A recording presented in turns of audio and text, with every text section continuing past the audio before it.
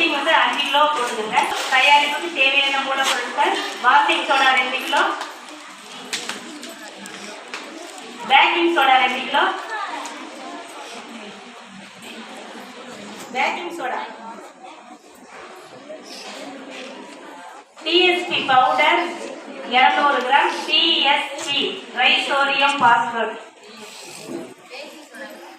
Soda 2 kilo, 200 gram,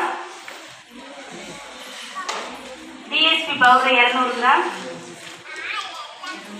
Tinopal 100 gram, Tinopal 100 gram,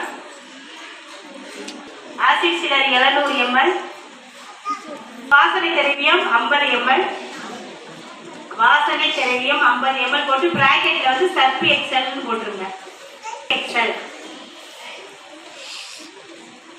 colour granule 20 ரூபாய்க்கு போட்டுருங்க. Colour granule 20 ரூபாய்க்கு. இதே கலர் கிரானுல்.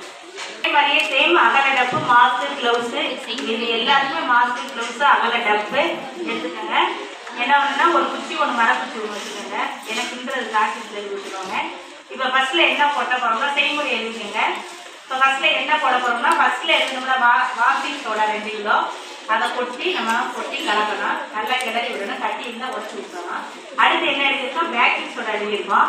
பேக்கிங் சோடாவை அதோட கொட்டி சேர்த்து நல்லா கிளறி விட்டுருங்க. அடுத்து என்ன எழுதிருக்கோம்? TSP பவுடர் எழுதியிருக்கோம். TSP பவுடரையும் அதோட சேர்த்து கொட்டி நல்லா கலக்கி விட்டுருங்க. அடுத்து என்ன எழுதியிருக்கோம்? 700 ml ஆசிட் சிலரி எழுதியிருக்கோம். ஆசிட் சிலரி வந்து அது அப்புறம் தான் நம்ம என்ன பண்ணோம்னா எல்லாத்தையும் நம்ம கிளச்சிட்டு அடுத்து டினோபால் போட்டிருக்கோம்.